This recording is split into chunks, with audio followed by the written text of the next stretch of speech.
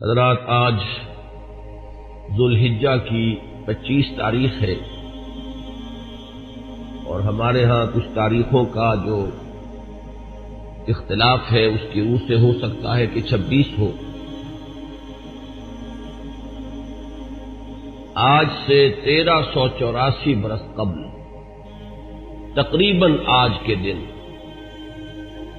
حضرت عمر فاروق رضی اللہ تعالی عنہ پر قاتلانہ حملہ ہوا تھا، اس لیے کہ بعض روایات میں 26 ذی الحجہ کا تعین ہوا ہے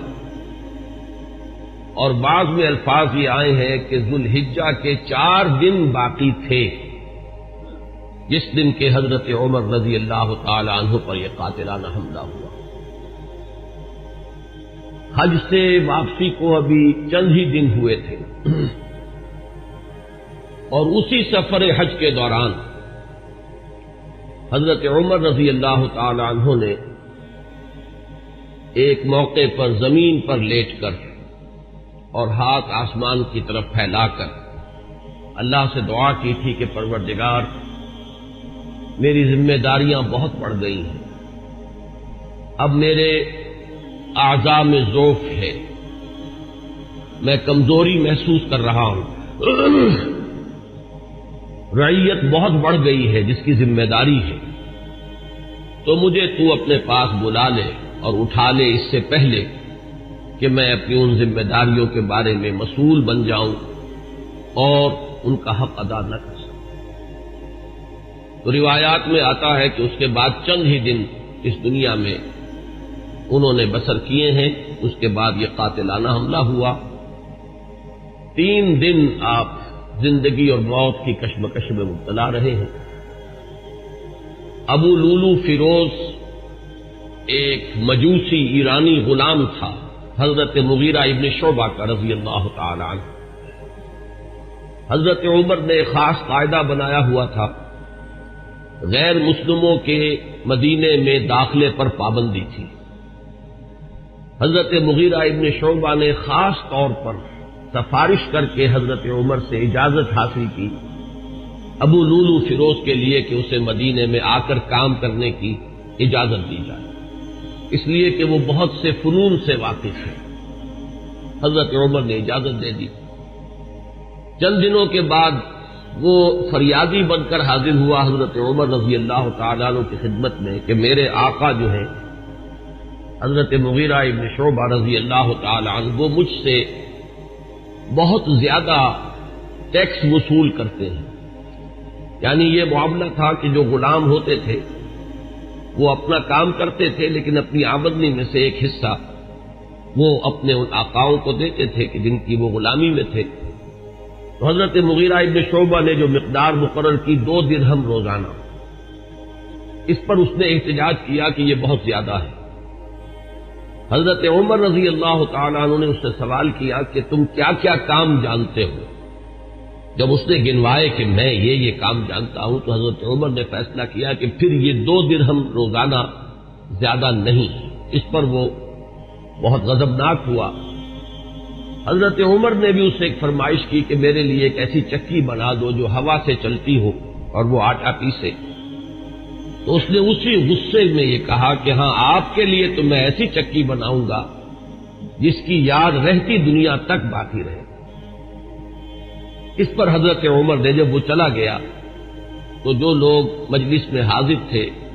ان سے آپ نے فرمایا کہ یہ شخص مجھے قتل کی دھمکی دے گیا ہے۔ لیکن نوٹ کیجئے کہ اسلام نے جو نظام دیا ہے نوع انسانی کو، وہ نظام جو محمد الرسول اللہ صلی اللہ علیہ وسلم نے عطا فرمایا، اور جیسا کہ میں نے بارہا عرض کیا ہے کہ اگر اس کو پوری طرح شباب میں دیکھنا ہو، للی ان بلوم جسے کہتے ہیں انگریزی میں، ایک پھول پوری طرح کھل گیا ہو، اگر وہ نظام اس کیفیت میں آپ دیکھنا چاہیں تو وہ در حقیقت خلافت عمر فاروق کا دور ہے رضی اللہ تعالی عنہ۔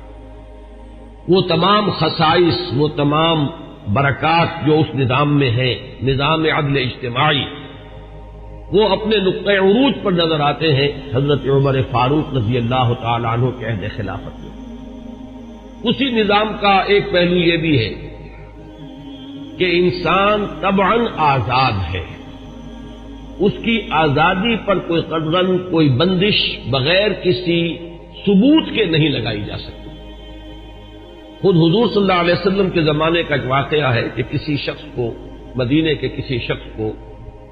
کسی شبہ میں گرفتار کیا گیا۔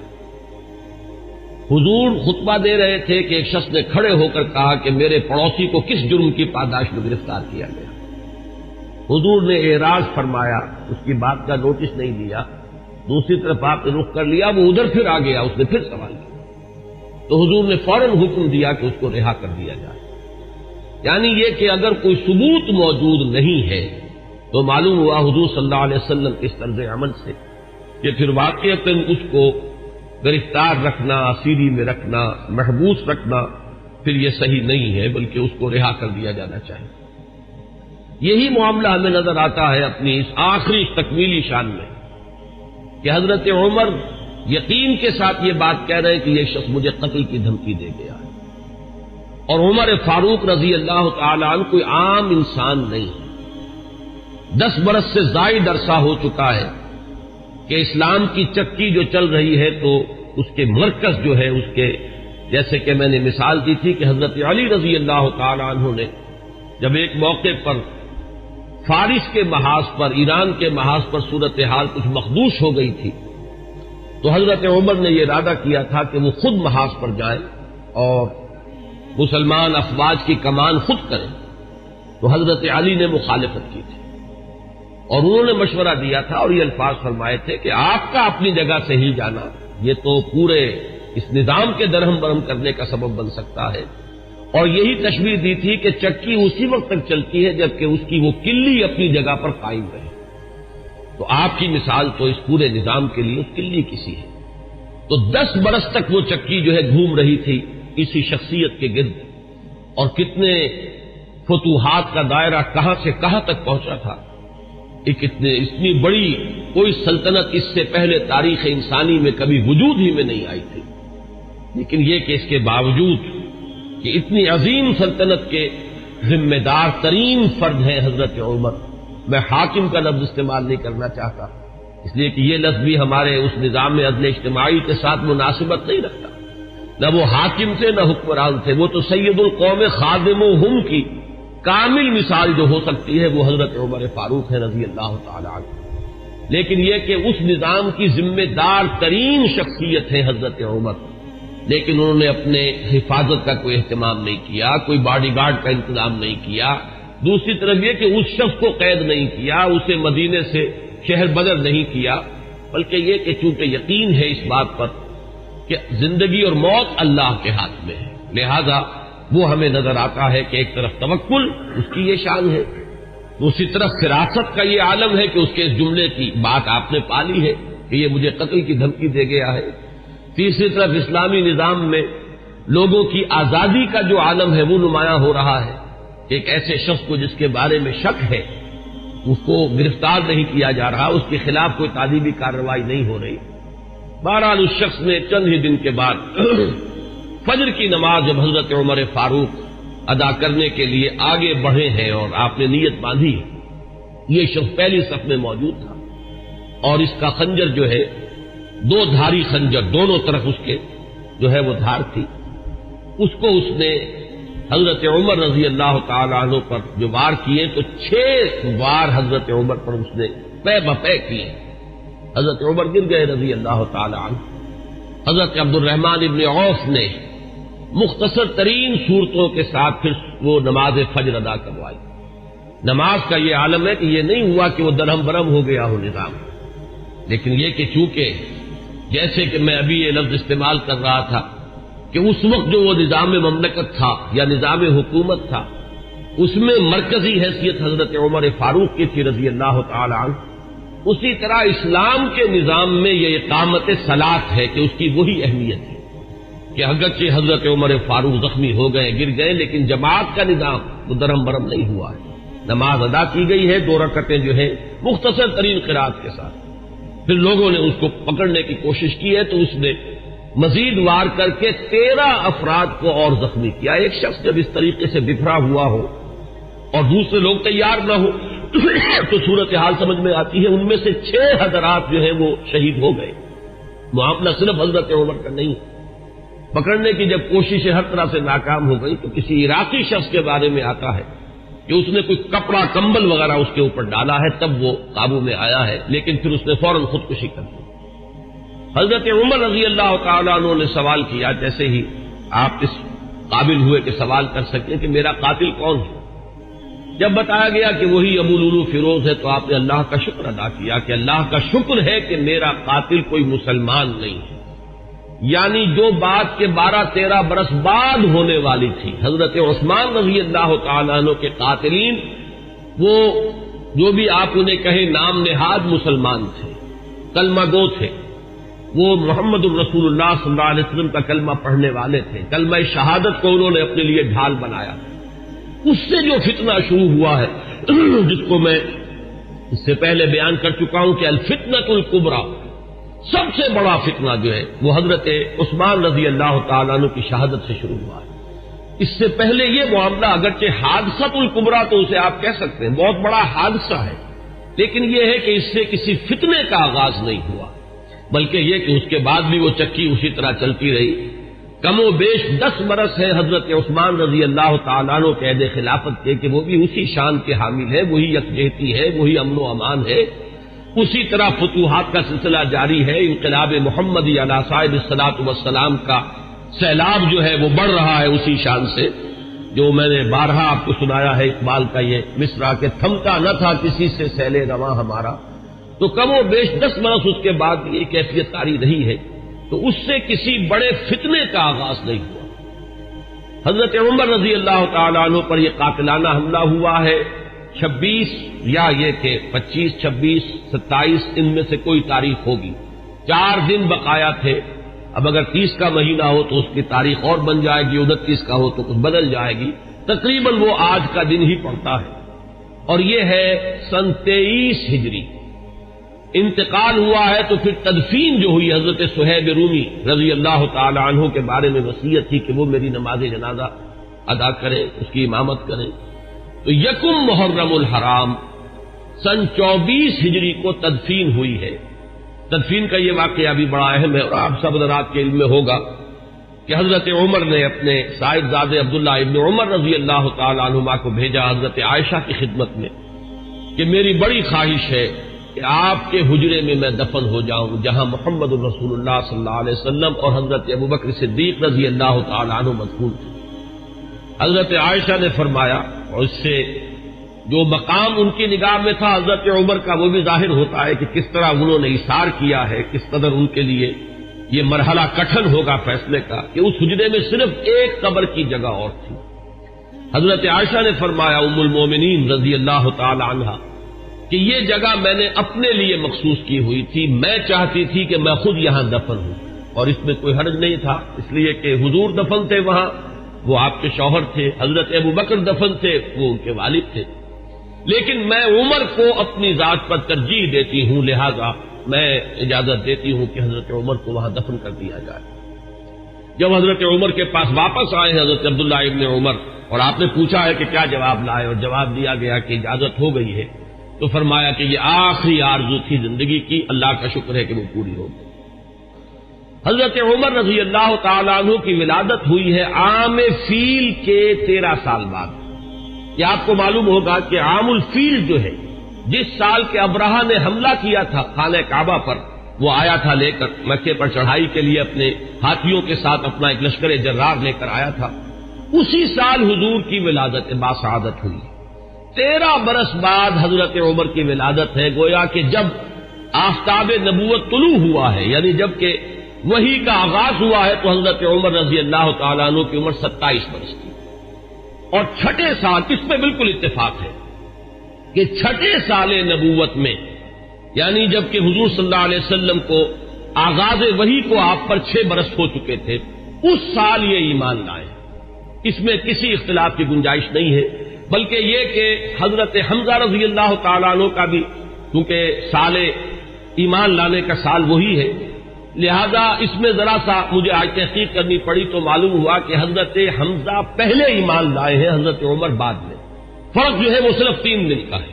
حضرت حمزہ 3 دن قبل ایمان لائے ہیں اور حضرت عمر رضی اللہ تعالی عنہ یہ 3 دن کے بعد ایمان لائے ہیں۔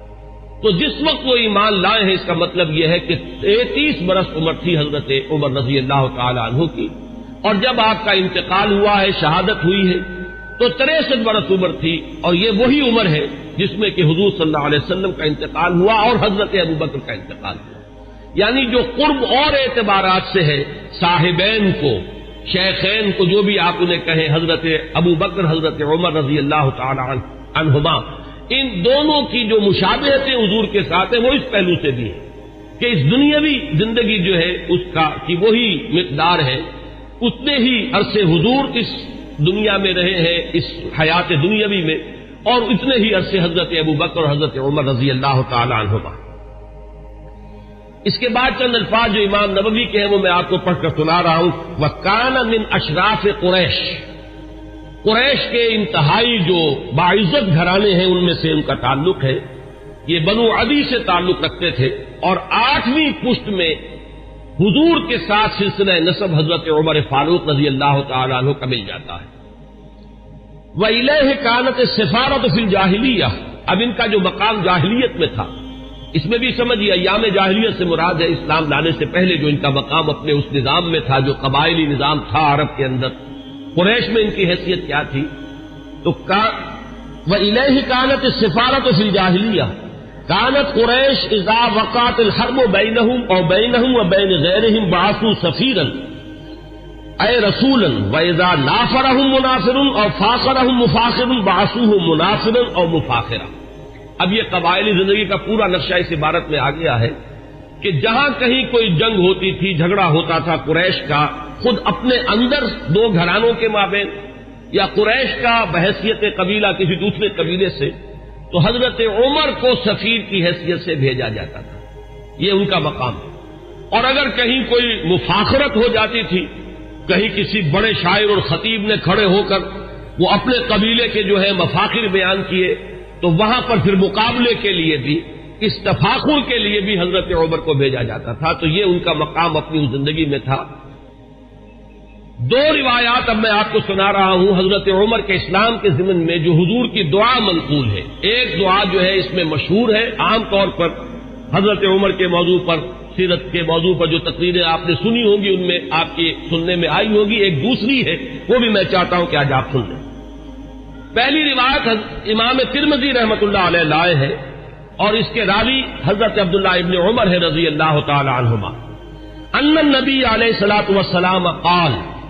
حضور صلی اللہ علیہ وسلم نے فرمایا، اللہم اعز الاسلام باحب هذین الرجلین الیک، بعمر بن الخطاب اور بابی جہل بن ہشام۔ اور اسی روایت کو طبرانی نے حضرت ابن مسعود اور حضرت انس رضی اللہ تعالی عنہما سے روایت کیا۔ گویا کہ یہ 3 روایتیں ہیں، لیکن یہ کہ سند کے اعتبار سے جو امام ترمذی کی روایت ہے وہ چونکہ اونچی ہے لہذا متن اس کا دیا ہے، باقی یہ روایت جو ہے طبرانی لائے ہیں حضرت عبداللہ ابن مسعود سے اور حضرت انس سے رضی اللہ تعالی عنہما کہ اے اللہ ان 2 اشخاص میں سے جو تجھے محبوب ہو اس کے اسلام کے ذریعے سے اسلام کو عزت عطا فرما۔ کون ہے وہ 2 اشخاص؟ حضرت عمر رضی اللہ تعالی عنہ، عمر بن الخطاب اور عمرو ابن ہشام۔ ابو جہل اس کی اصل میں کنیت ہے، نام اس کا عمرو تھا، یہ عمر ہے وہ عمرو ہے، عمرو ابن العاص، واو آئے گا اس میں لیکن وہ عمرو نہیں ہے بلکہ عمرو ہے، عمرو ابن العاص، یہ عمرو ابن ہشام تھا۔ میں اس سے پہلے بیان کر چکا ہوں کہ حضور نے ان دونوں کو کیوں سامنے رکھا، یہ ذہن میں رکھیے، اس کو میں اس وقت یہاں بیان نہیں کروں گا کہ شخصی اوصاف کے اعتبار سے شجاعت، بہادری، جس چیز کو تسلیم کر لے پھر اس کے لیے گردن کٹوانے کے لیے تیار ہو جانا۔ ایک وہ لوگ ہوتے ہیں جو حقیقت کو تسلیم بھی کر لیتے ہیں لیکن یہ کہ پھر بھی وہ آگے نہیں بڑھتے، پیچھے ہی رہتے، بچ بچ کر چلتے ہیں، اور وہ اپنا دامن جو ہے بچا کر جو ہے کسی چیز کا ساتھ بھی دیتے ہیں اور تحفظات کے ساتھ دیتے ہیں۔ ایک وہ لوگ ہوتے ہیں جو بات قبول کر لے پھر ہر کے بعد آباد، اب گردن بھی کٹوا دیں گے، جان دے دیں گے۔ ان اعتبارات سے مشابہت ہے حضرت عمر کی شخصیت میں اور ابو جہل کی شخصیت میں. اس نے بھی گردن کٹوا دی بالفعل اپنے اس دین باطل کے لیے. اور اس کی جو وہ کیفیت ہے وہ بارہا میرے بیان میں آپ سن چکے ہیں کہ جب گردن کاٹی جا رہی تھی تب بھی اس نے یہ کہا تھا کہ میری ذرا نیچے سے گردن کاٹنا تاکہ جب اس کو اب تم رکھو چڑھاؤ کسی نیزے کے اوپر تو اونچی نظر آئے, معلوم ہو کسی سردار کی گردن. تو یہ مزاج حضرت عمر کا بھی اسلام لانے سے پہلے مزاج یہی تھا. پہلوان آدمی تھے تو کاش کے میلوں میں شہزوری کا مظاہرہ کیا کرتے تھے, کشتیاں کیا کرتے تھے. اور یہ امتداد جو حضرت علی رضی اللہ تعالیٰ عنہ میں ہمیں نظر آتا ہے کہ وہ شجاع بھی تھے اور بہت بڑے عالم بھی تھے, یہی امتداد حضرت عمر کی شخصیت میں. انتہائی شجاع, بہادر, میدان کے مرد, کشتیاں لڑنے والے, مقابلہ کرنے والے, اور پھر یہ کہ بہت بڑے ماہر انصاب. یہ بہت بڑا علم تھا اس وقت. بہت بڑے ناقد اور جو اشعار کے محاسن ہیں ان کو پرکھنے والے, اس کے بارے میں رائے دینے والے. اور فقہا میں تو پھر جو ان کا مقام ہے وہ آپ کو معلوم ہی ہے کہ یہ صلاحیتیں بھی تمام و کمال کہ علمی اور ذہنی صلاحیتیں بھی, اور پھر عملی جو ہے معاملہ وہ تو ازل من الشمس ہے. تو اس اعتبار سے ابو جہل ایک پہلو سے مشابہ تھا اگر وہ بھی ایمان لے آتا. اور سورہ علق جو ہے قرآن مجید کے 30ویں پارے میں جس میں شروع میں 5 آیتیں وہ ہے کہ جو تقریباً اجماع ہے کہ وہ اولین وحی ہے جو حضور پر ہوئی ہے, اس میں جس شخص کا ذکر ہے وہ یہی ابو جہل ہے کہ اگر یہ شخص ایمان لے آتا تو کیا ہوتا. ارأیت ان کذب وتولی الم یعلم بان اللہ یری. یہ شخص جو ہے جو حضور صلی اللہ علیہ وسلم کی مخالفت میں قبر بستا ہے, اگر یہی شخص کہیں اسلام لے آتا تو واقعہ یہ کہ وہ عمر ثانی ہوتا, پھر حضرت عمر رضی اللہ تعالیٰ عنہ کے انداز کی اس کی شخصیت بھی ہوتی. تو یہ روایت جو ہے یہ تو بارہا آپ نے سنی ہوگی. اب ایک اور روایت میں آپ کو سنا رہا ہوں. اس کو امام حاکم نے حضرت عبداللہ ابن عباس رضی اللہ تعالیٰ عنہما سے روایت کیا ہے, اور اس کو امام طبرانی بھی لائے ہیں اپنی اوسط میں. تو وہ لائے ہیں حضرت ابو بکر سے روایت کر کے, اور اپنی کبیر جو ہے معجم الکبیر اس میں یہ حدیث ثوبان کی حیثیت سے آئی ہے. اس کے الفاظ سنیے. عن ابن عباس رضی اللہ تعالی عنہما ان النبی صلی اللہ علیہ وسلم قال اللہم اعز الاسلام بعمر بن الخطاب خاصتا. اس روایت میں ابو جہل کا نام نہیں ہے بلکہ خاص طور پر گویا کہ حضرت عمر ہی کے لیے حضور صلی اللہ علیہ وسلم دعا فرمائی اور اللہ تعالیٰ نے قبول فرمائی. اسی لیے ہمارے ہاں علماء حضرت عمر کے لیے لفظ استعمال کیا کرتے مراد رسول, کہ جن کے لیے خاص طور پر حضور صلی اللہ علیہ وسلم نے دعا کی ہے اور اللہ تعالیٰ نے آپ کی دعا کو شرف قبول عطا فرمایا ہے اور حضرت عمر بن الخطاب کو ایمان کی توفیق عطا فرمائی. اب میں آپ کو کچھ تو وہ اس سے پہلے کہ میں حضور صلی اللہ علیہ وسلم نے جو مناقب بیان فرمائے ہیں حضرت عمر کے وہ بیان کروں. چند اقوال بعض صحابہ کے. اخرج ابن سعد عن ذکوان قال قلت لعائشہ من سمى عمر الفاروق قالت النبی صلی اللہ علیہ وسلم. یہ ابن سعد طبقات ابن سعد کی روایت ہے ذکوان سے. وہ کہتے ہیں کہ میں نے حضرت عائشہ ام المومنین عائشہ صدیقہ رضی اللہ تعالیٰ عنہ سے سوال کیا یہ لفظ فاروق حضرت عمر کے نام کا جز کیسے بن گیا, کس نے نام رکھا فاروق حضرت عمر کا. حضرت عائشہ نے فرمایا خود حضور نے صلی اللہ علیہ وسلم. اس کی وجہ کیا ہے اگلے اقوال میں وہ آ جائے گی کہ جب حضرت عمر ایمان لائے ہیں تو پہلا شخص جس نے اپنے ایمان کا برملا اعلان کیا ہے اور جا کے نماز پڑھی ہے خانہ کعبہ میں کھلم کھلا وہ حضرت عمر ہے. گویا کہ انہوں نے حق و باطل کے مابین ایک حد فصل قائم کر دی, یا یوں کہیے کہ 2 ادوار ہیں مکی دور میں, ان 2 ادوار میں حد فاصل ہے, فرق کر دینے والے حضرت عمر ہے. باقی بات صحابہ کے اقوال میں آپ کو اور سنا رہا ہوں تاکہ ان کی بھی آپ کے سامنے جو کنٹینٹ ہے واضح ہو جائے. واخرج ابن ماجہ والحاکم عن ابن عباس رضی اللہ عنہما. امام ابن ماجہ یہ تو آپ کو معلوم ہے کہ صحاح ستہ میں شامل ہے, اور امام حاکم نے روایت کیا ہے حضرت عبداللہ ابن عباس رضی اللہ تعالی عنہما سے. قال وہ فرماتے ہیں لما اسلم عمر رضی اللہ عنہ نزل جبرائیل فقال یا محمد صلی اللہ علیہ وسلم لقد استبشر اہل السماء باسلام عمر. جب حضرت عمر ایمان لائے تو حضرت عبداللہ ابن عباس فرماتے ہیں کہ حضرت جبرائیل حاضر ہوئے حضور کی خدمت میں صلی اللہ علیہ وسلم علیہ الصلوۃ والسلام, اور انہوں نے یہ فرمایا کہ اے نبی صلی اللہ علیہ وسلم آسمان والے بھی خوشیاں منا رہے ہیں عمر کے اسلام لانے سے۔ واخرج البخاری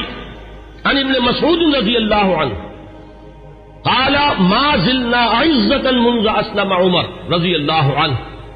حضرت ابن مسعود رضی اللہ تعالی عنہ سے روایت ہے، امام بخاری کی روایت ہے، یہ صحیح بخاری کی روایت، وہ فرماتے ہیں کہ جب ایمان لے آئے حضرت عمر تو پھر ہم پر کمزوری نہیں رہی، پھر ہم قوت والے ہو گئے، عزت والے ہو گئے۔ اب وہ بات نہیں رہی کہ ہم دبے دبے تھے، بلکہ ہماری بھی اب جو ہے ہمتیں بن گئی۔ ابن سعد کی روایت ہے طبرانی اور ابن سعد کی ابن مسعود سے رضی اللہ تعالی عنہ، یہ ان کا قول ہے، کان اسلام عمر فتحا وکانت ہجرتہ نصرا وکانت امامتہ رحمتا وَلَقَدْ رَأَيْتُنَا وَمَا نَسْتَطِيعُ أَن نُّصَلِّيَ إِلَى الْبَيْتِ حَتَّى أَسْلَمَ عُمَرُ فَلَمَّا أَسْلَمَ عُمَرُ قَاتَلَهُمْ حَتَّى تَرَكُونَا فَصَلَّيْنَا۔ حضرت عبداللہ ابن مسعود جو ہے یہ مناقب میں بیان فرما رہے ہیں، حضرت عمر کا اسلام لانا گویا کہ اسلام کی فتح تھی، ان کی ہجرت اسلام کی نصرت تھی، ان کی امامت اسلام کے حق میں رحمت تھی،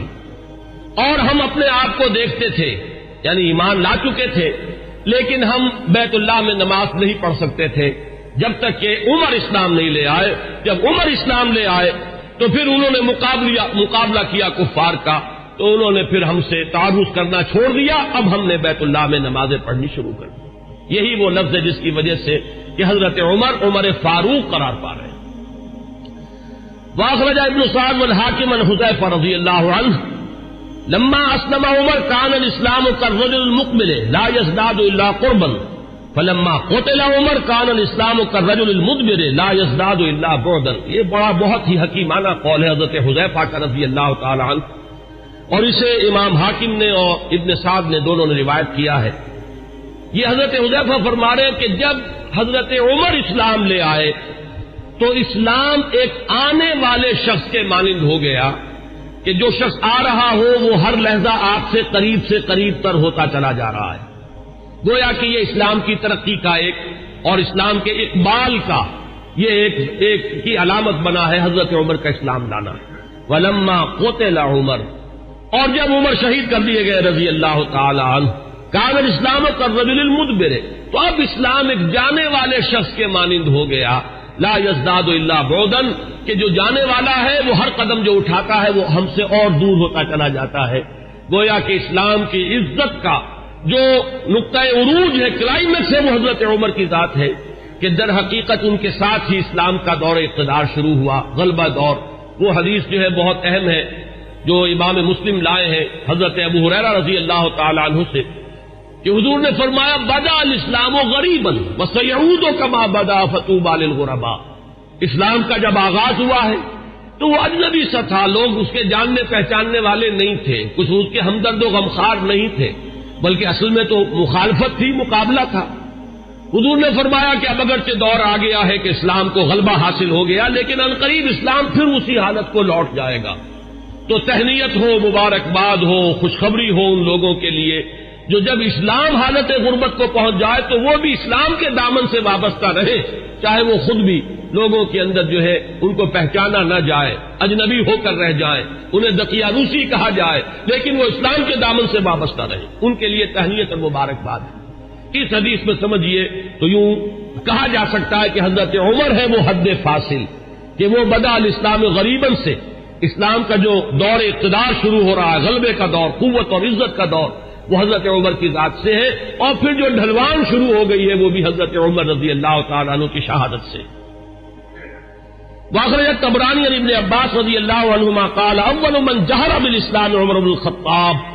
سب سے پہلے جس شخص نے اسلام کا اعلان کیا علی الاعلان وہ حضرت عمر ہے۔ یہ حضرت عبداللہ ابن عباس رضی اللہ تعالیٰ عنہما کا قول ہے۔ ہجرت کے ضمن میں بھی ایک روایت ہے، میں چاہتا ہوں کہ اگرچہ اس کا ذکر پہلے بھی آیا ہے لیکن آج لفظاً میں سنا دینا چاہتا ہوں۔ اخرج ابن عساکر عن علی رضی اللہ عنہ، اس روایت کے راوی حضرت علی ہیں، قال ما علمت احد هاجر الا مختفیا الا عمر بن الخطاب۔ حضرت عمر فرماتے میں نہیں جانتا کسی بھی شخص کو مگر یہ کہ اس نے ہجرت کی ہے خفیہ طریقے پر سوائے عمر بن الخطاب، یعنی جو بھی ہجرت کے لیے نکلتا تھا خفیہ طریقے سے نکلتا تھا، لوگوں کو معلوم نہ ہو جائے، خام خواہ راستہ روکیں گے، کوئی تکلیف پہنچائیں گے، سوائے حضرت عمر کے۔ اب آپ اس حضرت علی رضی اللہ تعالیٰ عنہ کی زبان سے حضرت عمر کی جو ہجرت ہے اس کا پورا واقعہ سنیے۔ فَإِنَّهُ لَمَّا هَمَّ بِالْهِجْرَةِ، اس لیے کہ جب حضرت عمر نے ارادہ کیا ہجرت کا، تَقَلَّدَ سَيْفَهُ، تو انہوں نے اپنی جو ہے تلوار جو ہے وہ لی، گردن میں ڈالی، وَتَنَكَّبَ قَوْسَهُ، اپنی کمان جو ہے وہ اپنے کندھے میں ڈالی، وَانْتَقَضَ فِي يَدِهِ أَسْهُمًا، اور اپنے ہاتھ میں تیر بھی لے لیے تیار کہ کمان سے کے ساتھ جو ہے وہ تیر جو ہے ہاتھ میں موجود ہو۔ وَأَتَى الْكَعْبَةَ، اور آئے وہ مسجد حرام میں کعبے کے پاس، وَأَشْرَافُ قُرَيْشٍ بِفِنَائِهَا، اور قریش کے بڑے بڑے سردار جو ہیں وہ کعبے کے صحن میں، یہی جس وقت مسجد حرام کہلاتی ہے، خانہ کعبہ تو وہی گھر ہے، اس کے ساتھ جو صحن ہے یہ فنا ہے اس کا صحن ہے۔ فطاف سبعا، تو 7 چکر لگائے حضرت عمر رضی اللہ تعالیٰ عنہ نے اسی کیفیت کے اندر خانہ کعبہ کے۔ ساتھ ہی آپ کو معلوم ہوگا اشواط ہوتے ہیں جب عمرے کے لیے یا حج کے اندر جب بھی وہ طواف کیا جاتا تو ساتھ ہے۔ ثم صلی رکعتین عند المقام، پھر مقام ابراہیم کے پاس آ کر پورے سکون سے 2 رکعتیں پڑھی۔ ثم اتی حلقہم واحد واحدۃ، پھر جو لوگ بیٹھے ہوئے تھے ایک ایک کے پاس آ کر انہوں نے کہا فقالت شاہق الوجوہ، لوگ چہرے جو ہے وہ کملا گئے، عزت ختم ہوئی، اور اس کے بعد فرمایا من اراد ان تسکلہ امہ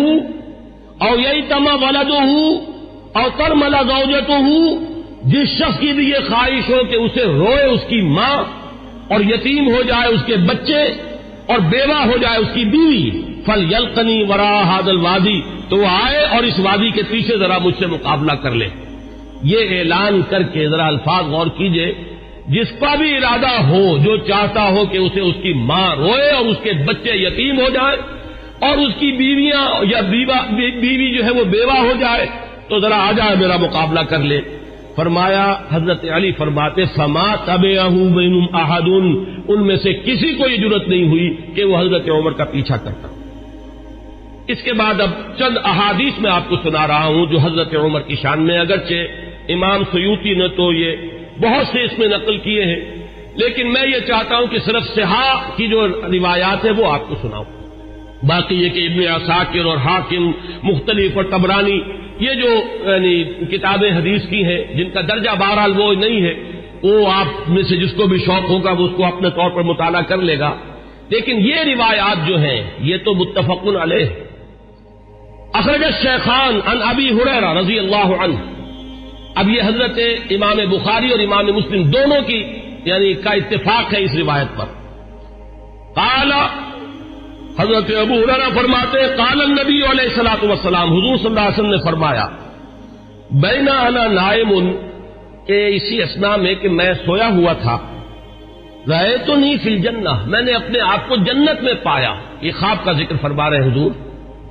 فإذا امرأة تتوضأ إلى جانب قصر، تو میں نے دیکھا کہ ایک عورت، ایک خاتون ہے، ایک بہت بڑا قصر ہے، محل ہے، اس کے ساتھ کوئی لان ہوگا، پائن باغ ہوگا، اس میں وہ وضو کر رہی ہیں۔ قلت لمن هذا القصر، میں نے پوچھا، فرشتوں سے پوچھا ہوگا آپ نے، کس کا ہے یہ محل؟ قالوا لعمر، تو مجھے بتایا گیا کہ یہ عمر کا محل ہے۔ فذکرت غیرتک، اب یہ بات بھی حضور فرما رہے حضرت عمر سے کہ عمر اس وقت مجھے تمہاری غیرت کا احساس ہوا، کہ گویا کہ وہ تمہاری زوجہ ہیں جنت میں جن کو میں نے دیکھا، تو مجھے اندازہ ہوا تمہاری تو بڑی غیرت ہے تمہاری طبیعت میں کہ میں نے تمہاری بیوی کو دیکھا اس وقت، تو حضرت فَلَّيْتُ مُدْبِرًا، تو میں تمہاری غیرت کا خیال کر کے فوراً وہاں سے ہٹ گیا۔ فبکا عمر، حضرت عمر اس پر رو پڑے، وقال علیک غار یا رسول اللہ، تو انہوں نے فرمایا کہ حضور کیا میں آپ سے غیرت کروں گا؟ کیا اس کا کوئی امکان ہے کہ میری غیرت جو ہے وہ آپ کے معاملے کے اندر اس طریقے سے جاگے؟ بہرحال اس حدیث نے حضرت عمر کا جو مقام ہے اس کو واضح کیا۔ پھر سنیے، اخرج الشیخان عن ابن عمر ان رسول اللہ صلی اللہ علیہ وسلم قال، یہ بھی متفق علیہ روایت ہے، حضور نے فرمایا بین انا نائم شربت، میں ایک سویا ہوا تھا، خواب ہی میں نے پیا، یعنی اللبن، کیا پیا؟ دودھ پیا، حتی انظر الری یجری من اصفاری، اتنا پیا کہ وہ جو اس کے تر و تازگی اس سے پیدا ہوئی، میں نے محسوس کیا کہ اس کا اثر میرے ناخنوں تک پہنچ گیا، وہ تازگی جو ہے یا وہ قوت جو حاصل ہوئی اس سے وہ میرے ناخنوں سے ٹپک رہی ہے، بہہ رہی ہے۔ ثم ناولتہ عمر، پھر میں نے وہ پیالہ جو ہے وہ عمر کو دے دیا۔ قالوا فما اولتہ یا رسول اللہ، صحابہ نے پوچھا حضور آپ نے اس خواب کی کیا تعبیر کی؟ قال العلم، حضور نے فرمایا وہ پیالہ وہ علم کا پیالہ ہے جس سے میں نے سیر ہو کر پیا، اور پھر میں نے وہ پیالہ عمر کے حوالے کر دیا اور اس نے اس سے پیا۔ پھر سنیے تیسری حدیث، اخرجہ الشیخان، پھر اس حدیث کے راوی بھی دونوں ہیں امام بخاری امام مسلم، عن ابی سعید الخدری رضی اللہ عنہ،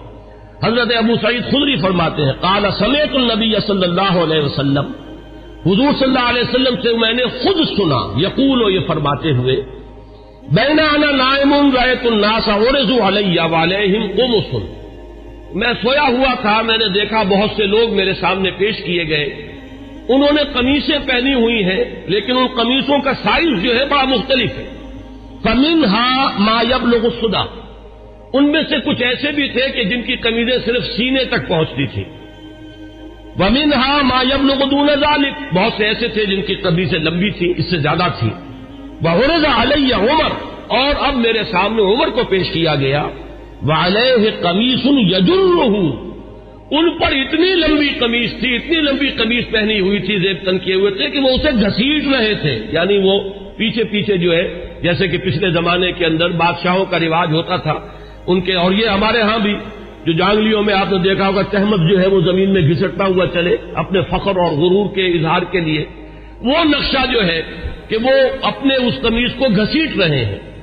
قالا، لوگوں نے پوچھا، قالوا فما اولتہ یا رسول اللہ، حضور آپ نے اس کی کیا تعبیر فرمائی؟ قالا دین، حضور نے فرمایا دین ہے، یہ لوگوں کے حصے میں دین کے مختلف حصے آئے ہیں، کسی کے پاس بہت ہے، کسی کے پاس کم ہے، کسی کے پاس زیادہ ہے۔ حضرت عمر رضی اللہ تعالی عنہ کو اللہ تعالی نے دین کی دولت سے جس درجے سرفراز فرمایا وہ اس حدیث میں اس تمثیل سے واضح ہوئی۔ پھر سنیے، یہ بھی پھر متفق علیہ روایت ہے، یہ میں چاہتا ہوں کہ آپ حضرات کے سامنے یہ چیزیں آئیں تو اس پوری سند کے ساتھ آئیں، کس درجے کی یہ روایات ہے، یہ کہانیاں نہیں ہیں، یہ صرف زور خطابت نہیں ہے کہ جو لوگ اپنے انداز کے اندر آپ حضرات کے سامنے بیان کرتے ہو، بلکہ یہ کہ یہ حقائق ہیں وہ کہ جو ہمارے ہاں مستند ترین، اب ظاہر بات ہے کہ قرآن کے بعد مستند ترین ہمارے ہاں تو یہی دو کتابیں ہیں، صحیحین، صحیح بخاری اور صحیح مسلم، اس میں کسی کو بھی اہل سنت میں کسی شک و شبے کی گنجائش نہیں، اور ان کی یہ متفق علیہ روایات ہے۔ اس کے راوی حضرت سعد بن ابی وقاص رضی اللہ تعالی عنہ قال قال النبی علیہ الصلوۃ والسلام یا ابن الخطاب، حضرت سعد بن ابی وقاص فرماتے ہیں کہ حضور صلی اللہ علیہ وسلم نے فرمایا، اے خطاب کے بیٹے رضی اللہ عنہ، والذی نفسی بیدہ ما لقیک الشیطان سالکا فجا قط الا سلک فجا غیر فجک، اے خطاب کے بیٹے میں یہ دیکھتا ہوں کہ جس راستے سے تو چل رہا ہوتا ہے شیطان جو ہے اس راستے سے کنی کترا کر کسی اور گھاٹی میں سے نکل جاتا ہے، یعنی وہ آمنا سامنا کرنے کی قوت نہیں رکھتا ہے عمر تمہارے ساتھ۔ اب روایت جو ہے یہ صرف بخاری کی ہے، متفق علیہ نہیں، لیکن اصح الکتب بعد کتاب اللہ تو یہ صحیح بخاری ہے۔ عن ابی ہریرہ قال النبی علیہ الصلوۃ والسلام لقد كان فيما قبلكم من الامم ناس محدثون فإن يكن في امتي احد فإنه عمر، حضرت حضور صلی اللہ علیہ وسلم کا فرمان کیا ہے؟ حضرت ابو ہریرہ راوی ہے کہ حضور نے فرمایا کہ تم سے پہلی جتنی امتیں گزری ہیں، جتنے رسولوں کو اللہ تعالیٰ نے امتیں عطا فرمائی، ان میں محدث ہوتے تھے۔ محدث وہ ہے، اس کو میں نے پہلے بھی کبھی عرض کیا تھا کہ یہ لفظ جو ہے زبر اور زیر کے فرق سے بہت اس کے اندر معنی کا جو ہے فرق واقع ہو جاتا ہے۔ محدث یہ تو ہمارے ہاں محدثین کرام، امام بخاری، حدیث نبوی کے ماہرین عالمین وہ ہے محدثین، اور محدث وہ شخص ہوتا ہے جس سے اللہ کلام کرے، جسے اللہ کی طرف سے الہام ہوتا ہو، وہ محدث ہے۔ حضور نے فرمایا کہ تم سے پہلے جتنی امتیں بھی گزری ہیں ان میں محدث ہوتے تھے، میری امت میں اگر کوئی محدث ہے تو وہ عمر ہے رضی اللہ تعالی عنہ۔ اس کا ایک بڑا گہرا تعلق ہے کہ کتنی چیزیں، کتنے معاملات ہیں، اگرچہ میں نے نشان تو اور بہت سی روایات کے اوپر بھی لگائے ہوئے ہیں، لیکن میں سمجھتا ہوں کہ میں اسی پر اکتفا کروں۔ البتہ ایک چیز جو ہے حضرت عمر رضی اللہ تعالیٰ عنہ کے مناقب میں جو اہم ترین ہے، وہ میں چاہتا ہوں کہ ذرا چند منٹ اور لے کر آپ کے سامنے بیان کر دوں، اور وہ اسی سے کہ محدث اس شخص کو کہتے ہیں جس سے اللہ ہم کلام ہوتا ہو، جس پر الہام ہوتا ہو، جس کا ملائے اعلیٰ کے ساتھ اتنا گہرا روحانی تعلق ہو، جس کی ذہنی مناسبت ہو کہ جو بات جو ہے دین میں ابھی آئی نہیں ہے وہ بھی حضرت عمر رضی اللہ تعالیٰ عنہ کے مزاج کی مناسبت سے ان پر منکشف ہو جاتی تھی۔ چنانچہ آپ نے خطبوں میں، ہمارے ہاں اہل سنت کے خطبوں میں جب مختلف نام لیے جاتے ہیں خلفائے راشدین کے، تو ہر ایک کی شان میں کچھ الفاظ بارہا آپ نے سنے ہوں گے۔ چنانچہ حضرت ابوبکر کے بارے میں الفاظ آتے ہیں کہ تمام لوگوں میں انبیاء کے بعد بالاتفاق جو افضل ترین انسان ہے وہ حضرت ابوبکر ہیں۔ حضرت عمر کے بارے میں الفاظ آتے ہیں الذی کان رأیہ موافقا بالوحی والکتاب، عمر بن الخطاب رضی اللہ عنہ۔